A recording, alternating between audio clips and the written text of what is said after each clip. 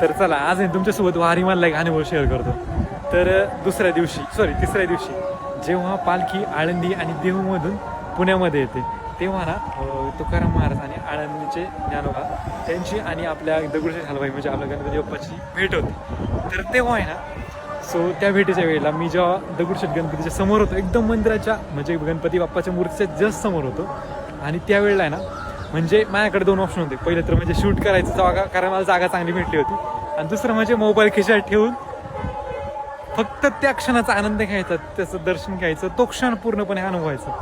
आणि ह्या वेळेला मी थोडासा वेगळा निर्णय घेतला म्हणजे 2 नंबरचा पर्याय निवडला आणि मोबाईल वगैरे खिशात ठेवलं तर कॅमेरा एका फ्रेंडकडे देऊन टाकला. म्हटलं तुला काय करायचं ते कर आणि निवांत हात जोडून नव्हतं तिथं उभं होतो.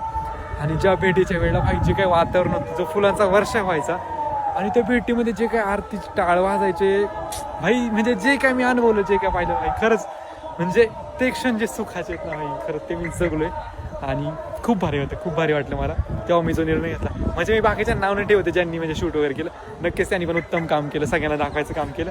पण ह्या वेळेला जो माझा निर्णय होता तो मला खूप आवडला आणि पुढच्या वेळेला शूट करायचा प्रयत्न. रामकृष्ण हरी.